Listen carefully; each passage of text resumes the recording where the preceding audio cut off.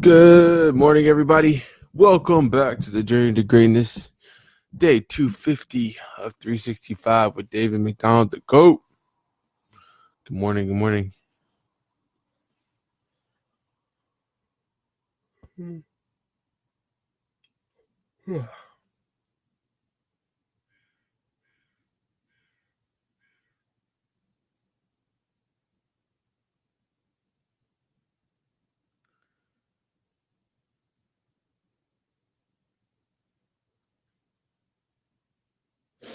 Alrighty. Let's get into our meditation routine here.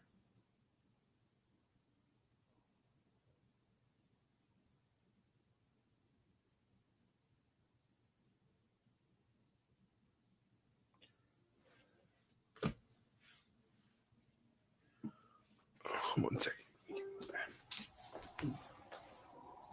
Morning, Brother Farhan.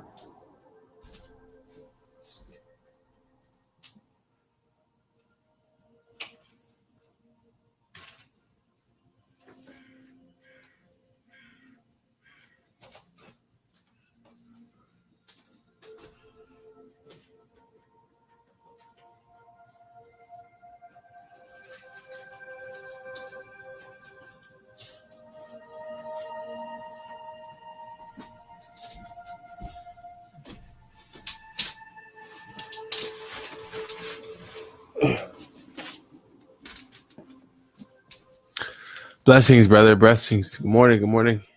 Good morning, Liz.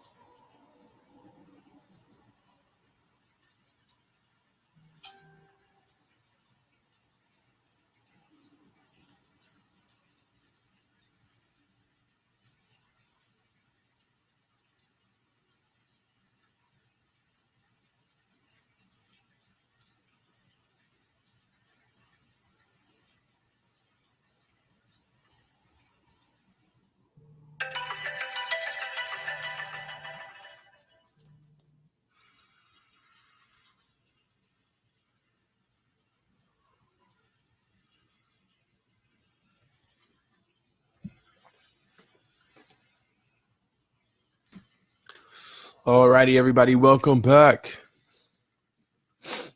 Good morning, Miss Miner. Good morning. Auntie, how are you feeling?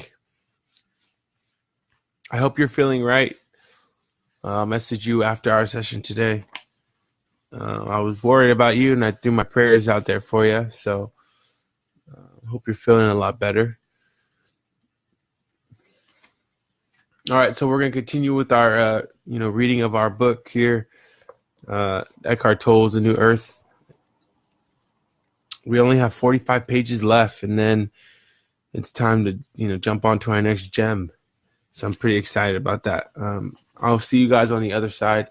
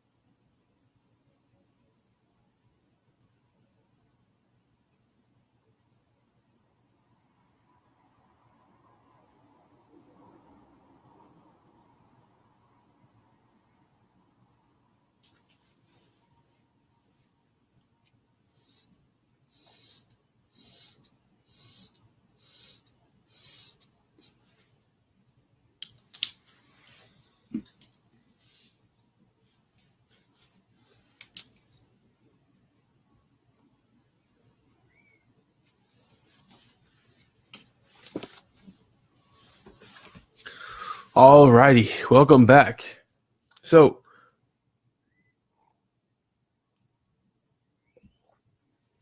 we just finished our reading routine, and now we're going to get into our journaling routine. So our journaling routine, usually what I like to start or write about is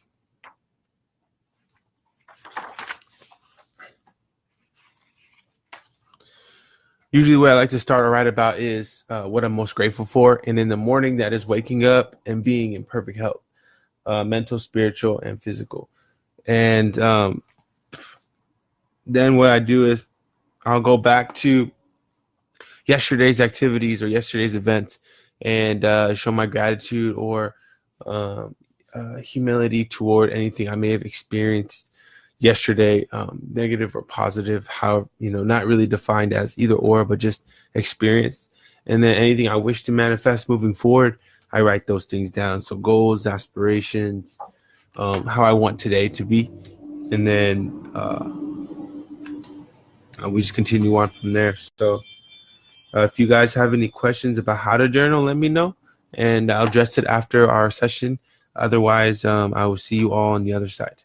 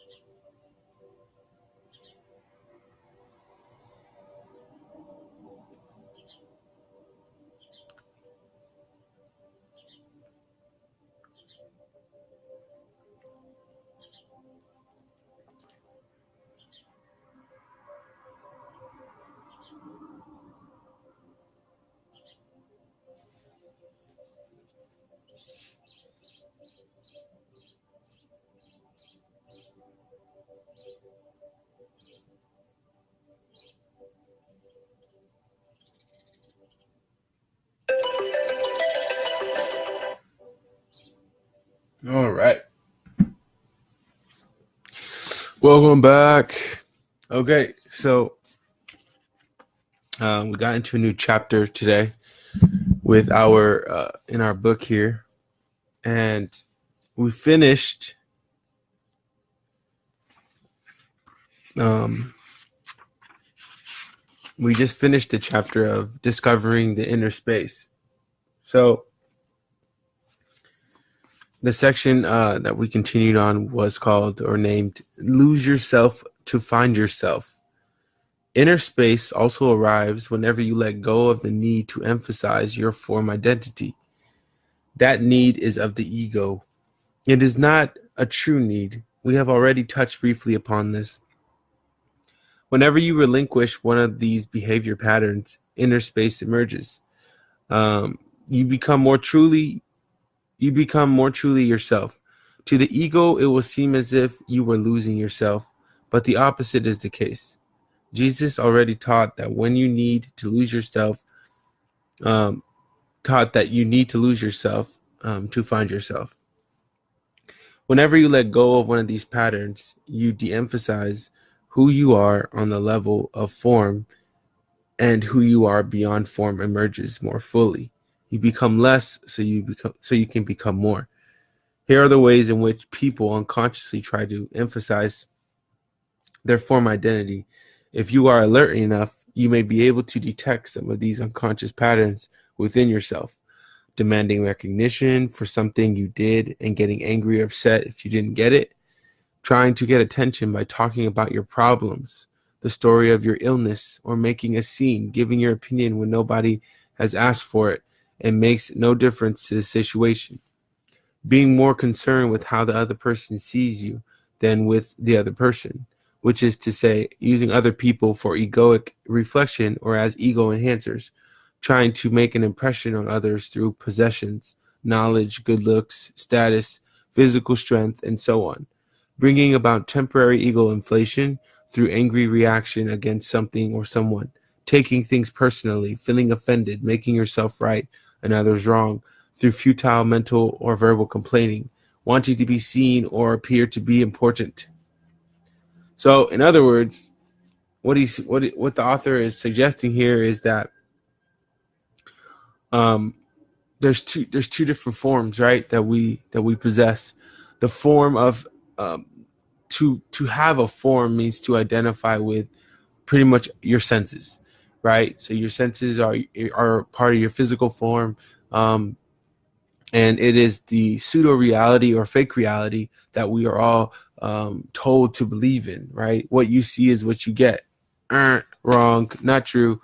But essentially, the whole point of finding inner space is to unlock and to evolve into a level of enlightenment that allows you to create a world or a space or a reality for yourself that um, is truly what we are destined to have. Like every and anything that you wish to have. That's formless. That's essentially a formless identity. And so formless identity is an empty inner space or a space that within you that can't be touched. There's no form to it. So because there's no form to it, it has unlimited capabilities and potential. In order to let go and create this inner space within you, so release yourself of the thoughts that you have, you have to try to let go of that form identity, and like the book just said, trying to puff your chest up to make yourself seem better than other people, demanding recognition for something that you did. So always, you know, and then getting angry if you don't get it right. So it's like it's okay to say, "Hey, I am really good at what I do, and I'm really good at what I do, and here's my portfolio at this is what I do," right? And you show people. But if nobody like gets online, for example, with the journey to greatness, it wouldn't matter, frankly, because it would matter for the sake of, I wish for everybody to be a part of the community, which is a selfish reason why. But at the end of the day, I told myself from the beginning that I'm going to do this every day, regardless of what happens, regardless of who joins, regardless. And beautifully and naturally, I've been blessed with so many people who jump online every morning with me, and we go through this regimen and this routine. Good morning, Rebecca. Good to hear from you. You guys are getting a really, really cool, side note, everyone. You guys are getting a really, really cool new partner over there at KW, which is awesome because she's cool. But anyway, so trying to get attention. So de-emphasizing who you are on the level of form is another way of generating consciousness. So we are not this physical body. We are not our appearance. We are not our thoughts or the judgments that people pass among us. We are our thoughts. But if those thoughts are built upon perception of a lower self, we have the opportunity to recreate our thoughts and recreate a new reality for ourselves. So to one capacity, I guess you could say we are our formless thoughts, but at the same time, the inner space has nothing to do with thought. So your thought is going to be the pinpoint to create the reality that you wish to experience. But the inner peace, which is actually a really good point that I just made, the inner peace or the inner space has nothing to do with thought. It's actually the stillness of thought. And when you become still with thought, where it's not constant, your mind's not constantly running, and you find that blanket space in between, then you enter to a place of consciousness. Now, why does it matter to get into a place of consciousness, right? Well, that's when the further you get into a consciousness is the more and more likely you are to experience peace, love, self-love, confidence, gratitude, humility, non-judgment.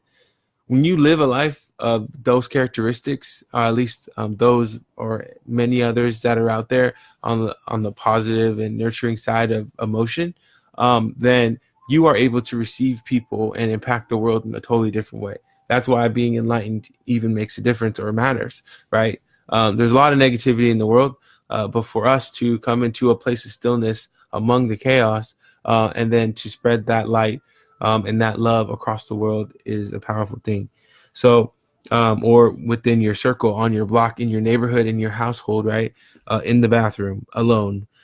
So it has been said, stillness is the language God speaks, and everything else is a bad translation.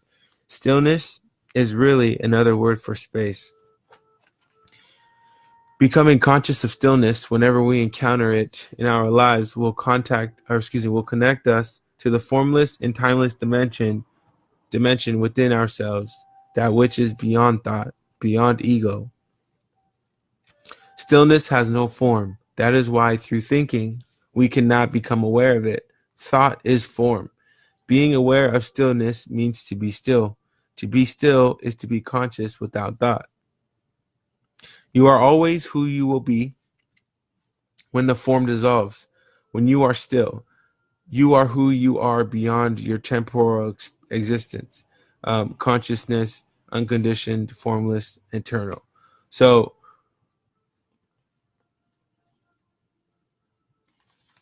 I guess the biggest realization or the biggest thing to take away from these words in this section of the chapter is that we truly have zero limitations. We truly have zero limitations. And when we can identify with the formless space within us, the inner space of peace, like I was just mentioning, the disconnection of thought, then we are able to step into consciousness with unconditional, whatever it is that we choose to have, and formless and eternal existence. So we live beyond our physical space, which ultimately makes us more powerful people. So the next chapter that we were able to reach today is called Your Inner Purpose. As soon as you rise above mere survival, the question of meaning and purpose becomes of paramount importance in your life. In other words, I was talking to a real estate agent yesterday who's pretty awesome guy. And he was trying to introducing some different angles to the industry to me through his lens. And similar to him, I share a perspective of there are no competitors. There are so many people in the state. 275,000 people in Seattle, like just to name. And then how many homes are there just in Seattle? You got Bellevue, you got Mount Lake Terrace, you got Tukwila, Renton, you have Olympia, Gig Harbor, Pacific, Algona, Maple Valley, Covington, Enumclaw. Like there's hundreds, millions, maybe hundreds of thousands of people, all in different situations, right? And then there's 13,000 agents. So to really make an impact or be a really high performing agent, right? You have to do at least like 180 million in production per year, let's say. So my point here is that it's not a game of survival for me, anyways, where I have to take somebody else's business to fulfill myself. And that, I think that comes with inner space. You identify that you're coming from a place of abundance, or you're living in abundance at all times. And it may not just be business. It's through everything. Everything that you do, living and just keeping the mindset that there is an abundance of time, for example, in a day, for me to do everything that I can or that I want to do, rather than saying, oh, there's not enough time in a day. Okay, well, wake up earlier, right? Wake up earlier, and from 5 a.m. or 6 a.m. until 5 or 6, you just put in 12, 13 hours of work, and you still can go home to your family after your 9 to 5 shift, right? Or your 6 to 5 shift or 6 to 6 shift. But your capacity to produce has just exponentially grown. Most people work, what is it, 9 to 5? What is that? How many hours is that? Most people work 9 to 5, and you're pretty much accelerating your progress, or accelerating your success, right, by working earlier and then going into your regular clock out hour. So the purpose here is you start to come in here into this space of paramount importance, because survival is not the meaning of your life. You're living in abundance, you're living in nurture, you're living in acceptance. So many people feel caught up in the routines of daily living that seem to deprive their life of significance. Some believe life is passing them by or has passed them by already.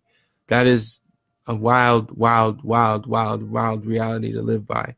To think that your life is passing you by, especially if it doesn't matter what age you are.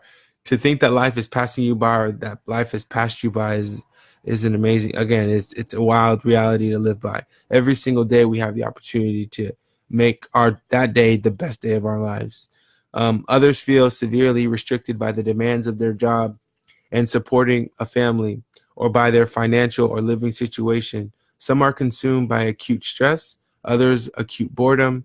Some are lost in frantic doing, others are lost in stagnation or non-movement, right? Many people long for the freedom and expansion that prosperity promise. So everybody wants to be free. Everybody wants to be successful. Everybody wants this. Everybody wants that. But the thing is first off, a lot of people don't pause. I want to hold the higher standard for society and humanity. That a lot of people do want this freedom. And everyone, let's make this clear, every single person on this earth deserves it, and every single person on this earth is capable of attaining it. But not everybody wants to work for it.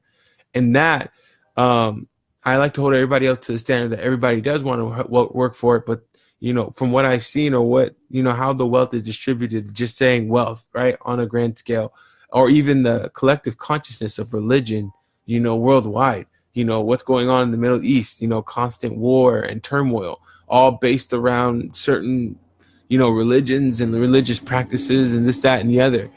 So, the things around us, right? The things around us are are showing us clearly that not everybody wants to work for it necessarily. It's a lot easier just to pull out a gun and start a war, rather than sit down and talk about it or converse about it and then put in the hours to actually get to where you want to be. Everybody wants to have freedom, but for those who do put in the time and for those who do want that freedom, right, of not living a stagnant life, which means that you're not accelerating any longer or feeling restricted by your family. I think the first place that you have to find that peace and that limitless identity is within you, because you got to remember, or one thing you don't have to do anything, but one thing I would suggest that you be mindful of, or that I constantly remind myself of, is you have to be careful who you consult with, because the people that you consult with and confide in, right, or that you try to find answers to or you talk to, you got to see where they're coming from, what mental place they're coming from, because you might look for advice, but if that person is coming from a limited mindset or a limited point of view or perspective, they're going to give you what they know best. Oh, well, maybe not that because it's too expensive, or maybe not that because, you're new, right? All of that kind of stuff. The thing is like, there are, again, infinite amount of opportunities that we can possibly be blessed with. Stuff that we cannot think about, stuff that even all the people that joined our session this morning, all of us combined with all of our intelligence, with all of our brilliance, we can't even touch 0.00 infinity amount of opportunity that there is in the world, in the universe, period. Argue if you like, but we cannot think of all the different scenarios that could fall right in front of us today, right? So therefore, it's a good idea to keep your mind open to all possibilities. Who's to say I won't walk out today and somebody will see me at the grocery store and say, hey, I have a feeling that you are in real estate and I want to sell something that will yield like a really big return, let's say, for example. And then that thing that I wanted to do now just became an instant reality. But why? Because I created the space. I allowed the space to be limitless. I allowed the space to be infinite. And when you allow your inner space to be infinite, then you allow for infinite possibility to flow into you and to flow into your reality.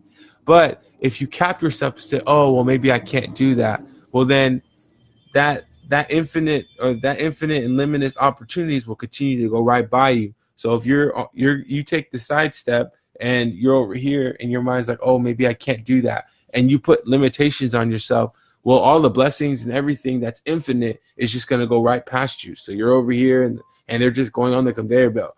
And because you've limited your mind and yourself to what somebody else has told you what's possible, and somebody else's opinion or even your opinion of yourself, the suggestion here is to live your life, or to encourage us to live our lives without feeling caught up like we're in routines, without feeling like we're stagnant, and just knowing that there's something more for us, not necessarily something better, but something more. Your life has an inner purpose and an outer purpose. Inner purpose concerns being and is primary. Outer purpose concerns doing and is secondary. While this book speaks mainly of your inner purpose, this chapter and the next will also address the question of how to align your outer purpose and your inner purpose in your life. Your inner purpose is to awaken. It is as simple as that. For us to become aware of our thoughts, just our thoughts.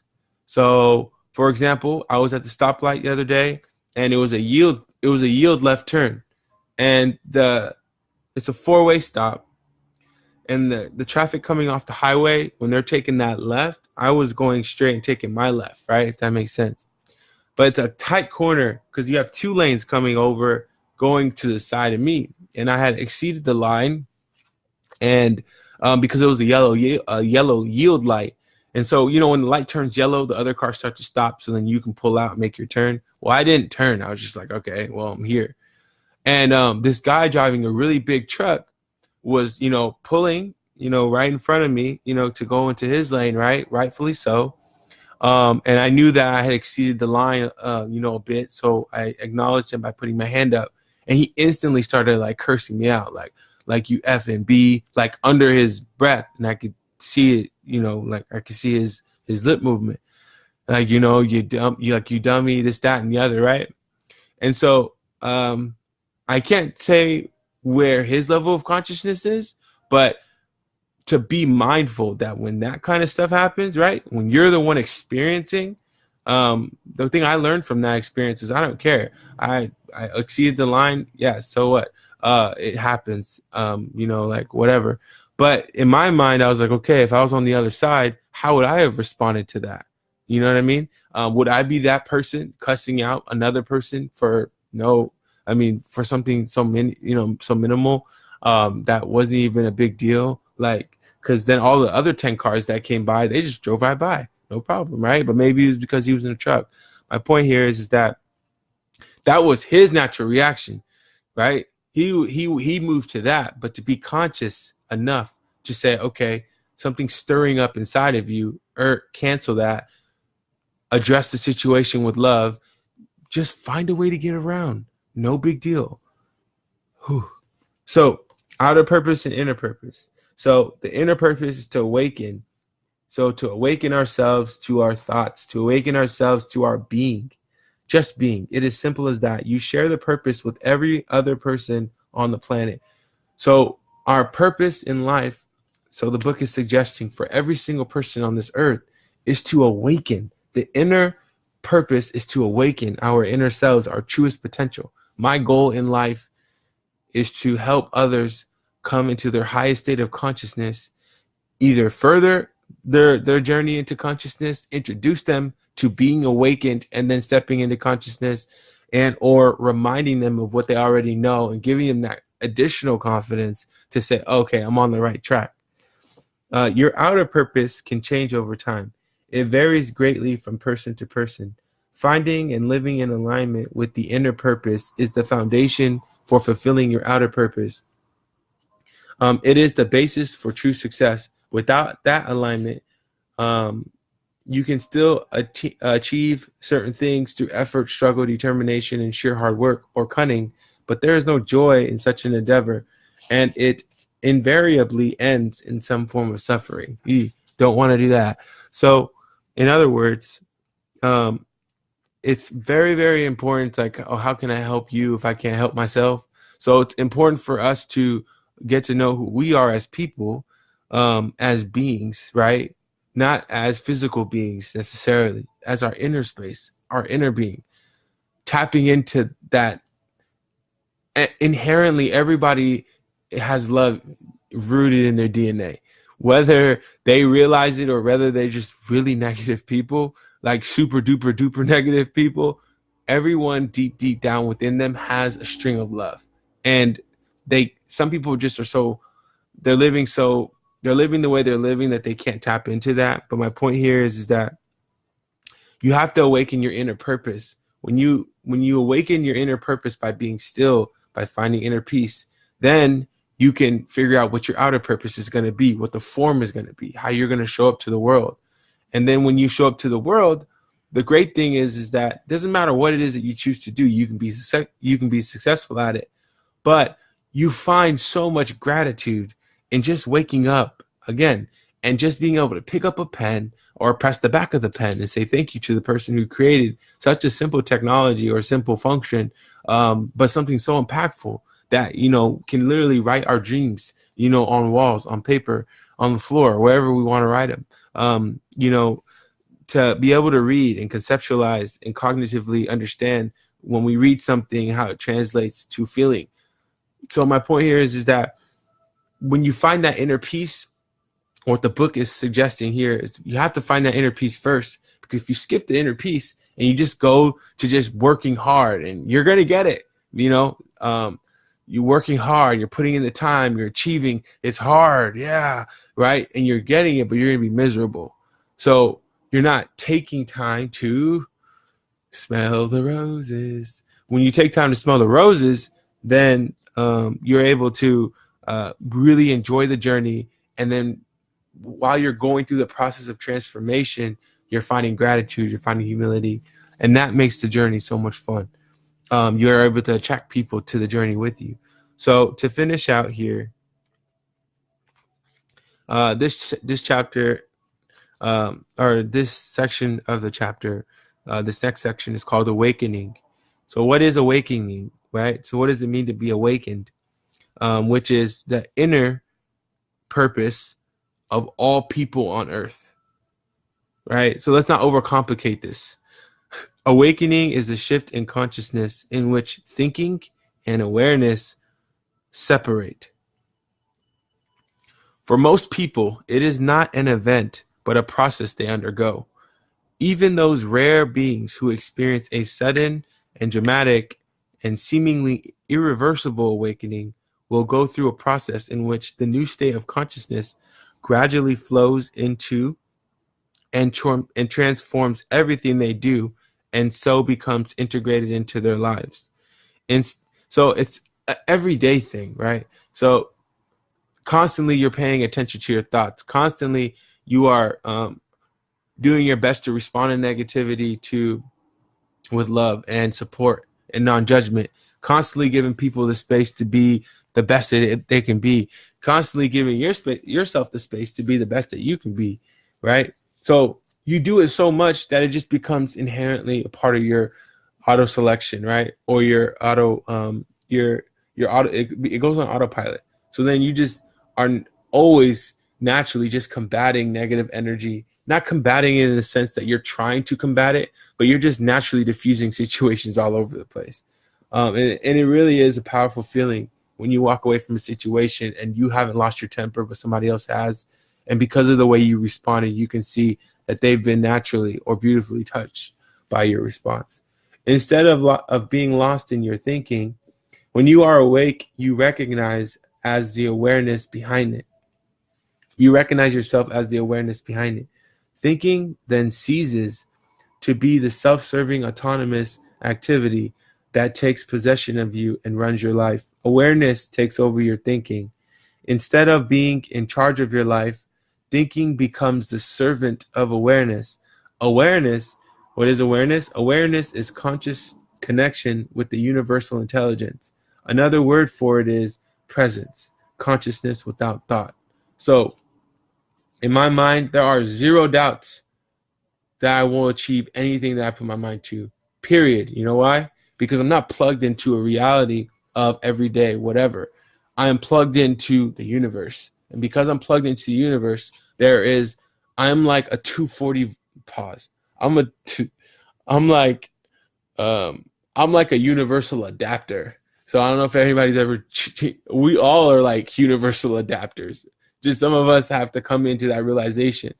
I'm not just a 220 volt that you can just plug into, a standard, US outlet. If for all of us, or for anyone who's traveled overseas, a universal adapter allows you to plug in anywhere, right? So we're universally connected. Our consciousness is universally connected. So that means we have forever power. We have God power. And because we have God power, we are able to create a very, very, very, very fruitful life. So when you plug in, you start to come into this state of awareness, and that's how you became awake. And when you become awake, you become conscious and present. The initiation of the awakening process is an act of grace. You cannot make it happen, nor can you prepare yourself for it or accumulate credit towards it. There isn't a tidy sequence of logical steps that leads toward it, although the mind would love that, right? We like systems. The ego likes to be in control. You don't have to become worthy first, though. On the other hand, this isn't something to become awakened. I mean, it could just be here, you sitting at this one session today, right? This one session today, you can become awakened. You're like, wow, that's very interesting. Now you go throughout your day just being present of your thoughts. One day turns into 2 days turns into 3 into 4, and then so on and so forth. And now, boom, you're an awakened being. And that's the grace right there, right? That's the grace working with you. So you don't have to become worthy, because we all are worthy. We all deserve it. We all deserve the best life, period. No stress, no struggle, no suffering. It may come to the sinner before it comes to the saint, but not necessarily. That's why Jesus associated with all kinds of people, not just the respectable ones. There is nothing you can do about awakening. That just reminded me of something really quick. So I know we're about to. Okay, let me finish this sentence though. There's nothing you can do about awakening. Whatever you do will be the ego trying to add awakening or enlightenment to itself as its most prized possession, and thereby making itself more important and bigger. So no person is better than any other person. We're all human. And so to say, oh yeah, I'm enlightened, oh yeah, I am a higher state of consciousness than person X, is ego-driven mentality, and that doesn't stem from the spiritual or imaginative space of being at peace or finding inner space. Instead of awakening, you add the concept of awakening to your mind, or the mental image of what an awakened or enlightened person is like, and then try to live up to that image.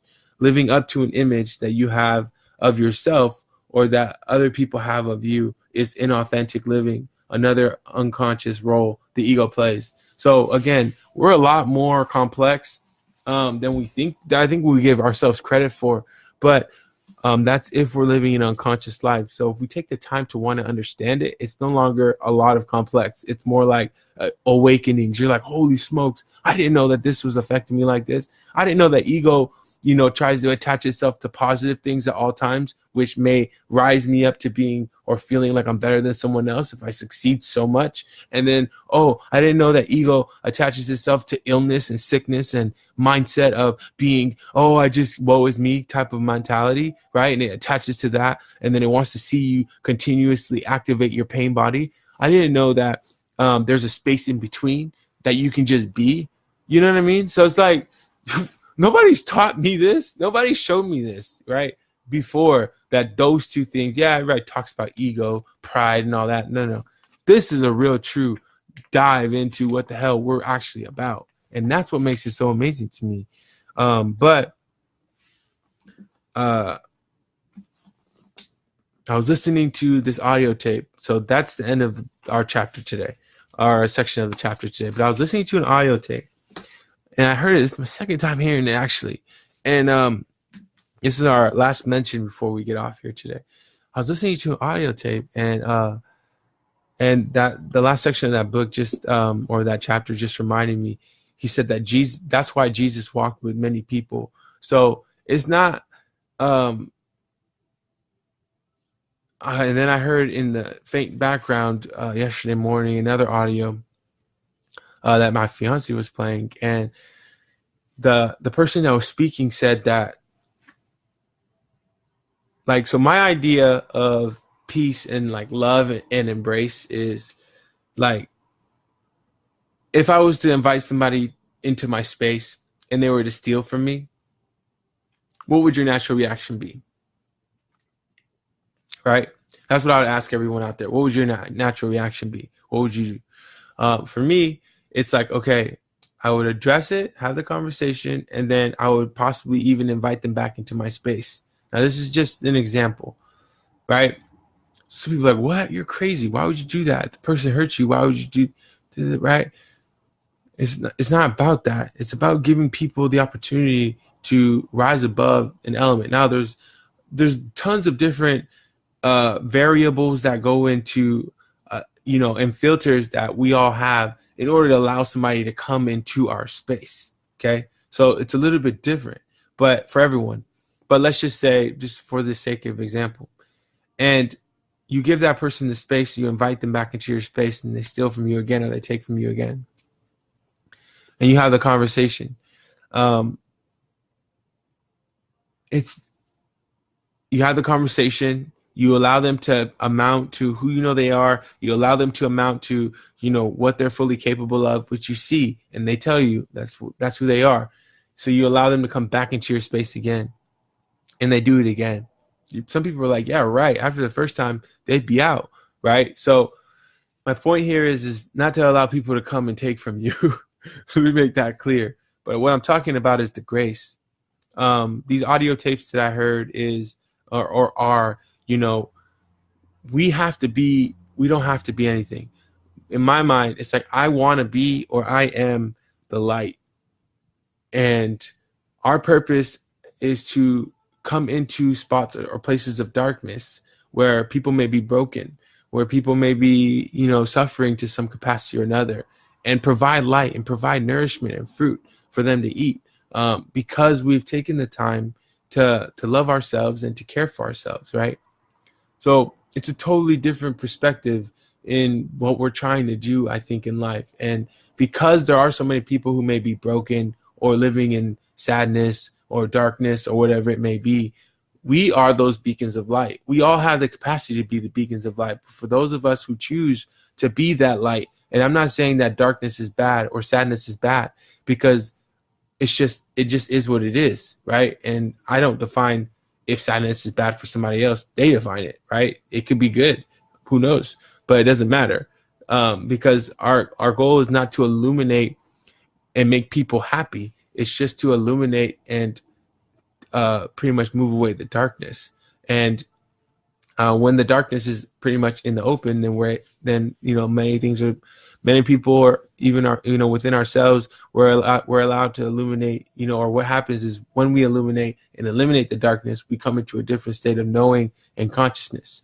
And so what these audio books were saying is that to love, to love abundantly, and not only love abundantly, your brother and your sister, like in your immediate family, and your brother and your sister, at an extended distance, or just, your neighbor, that type of approach